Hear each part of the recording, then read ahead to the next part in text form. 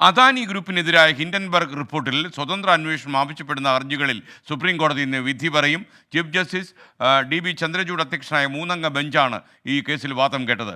സെബിയുടെയും വിദഗ്ധ സമിതിയുടെയും അന്വേഷണത്തെ സംശയിക്കേണ്ടതില്ല എന്ന് കോടതി നേരത്തെ നിരീക്ഷിച്ചിരുന്നു.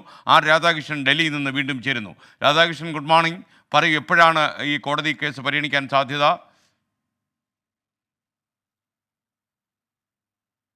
ചീഫ് ജസ്റ്റിസ് അധ്യക്ഷനായിട്ടുള്ള ബെഞ്ച് ആദ്യ ഇനമായിട്ട് തന്നെ ഈ കേസിലെ വിധി പറയും.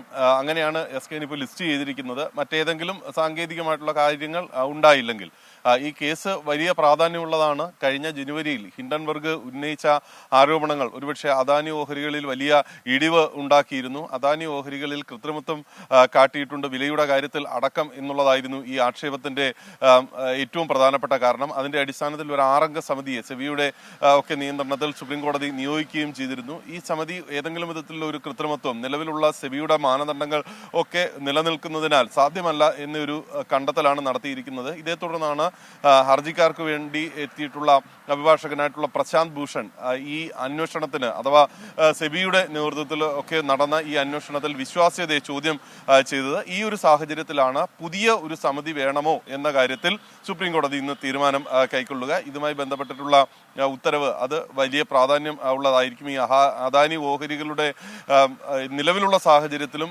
അതിനെ സംബന്ധിച്ച് അതിൻ്റെ ഒരു എങ്ങനെയാണ് പ്രതിഫലനം എന്നത് ഇന്ന് ഈ മേഖല ഉറ്റുനോക്കിക്കൊണ്ടിരിക്കുന്ന ഒരു സാഹചര്യമാണുള്ളത്. കേന്ദ്ര സർക്കാരിനെ സംബന്ധിച്ചും വളരെ നിർണായകമാണ് ഇന്ന് പുറത്തു വരുന്ന വിധി. ഇതുമായി ബന്ധപ്പെട്ട് ഏതെങ്കിലും വിധത്തിലൊരു ക്രമക്കേടോ മറ്റോ ഉണ്ട് എന്ന ഒരു സംശയം സുപ്രീം കോടതി പ്രകടിപ്പിക്കുകയോ പുതിയൊരു സമിതിയെ നിയോഗിക്കുകയോ ചെയ്താൽ അത് കേന്ദ്ര സർക്കാർ പറഞ്ഞ നിലപാടുകളുടെ വിശ്വാസ്യതയിലുള്ള ഒരു ചോദ്യം കൂടിയായി അത് മാറും. അങ്ങനെയുള്ള ഒരു സാഹചര്യത്തിൽ ഒരുപക്ഷെ പ്രതിപക്ഷത്തിന് വലിയ ആയുധമായിരിക്കും ഇത് കിട്ടുക. അഥവാ ഈ കേസുമായി ബന്ധപ്പെട്ട് നിലവിൽ ഇനി ഏതെങ്കിലും വിധത്തിലുള്ള പുതിയ സമിതിയുടെ അന്വേഷണം വേണ്ട എന്നാണ് സുപ്രീം കോടതി തീരുമാനിക്കുന്നതെങ്കിൽ പ്രതിപക്ഷം അടക്കം, പ്രത്യേകിച്ച് രാഹുൽ ഗാന്ധി പല ഘട്ടങ്ങളിലും പ്രധാനമന്ത്രി നരേന്ദ്രമോദിയുമായി ഉന്നയിച്ചുകൊണ്ട് അദാനിയുടെ പേര് പറയുകയും വിമർശിക്കുകയും ഒക്കെ ഒരു സാഹചര്യത്തിൽ ഭരണപക്ഷത്തിനും അതൊരു ആയുധമായി മാറും പിന്നീടുള്ള ദിവസങ്ങളിൽ. SK.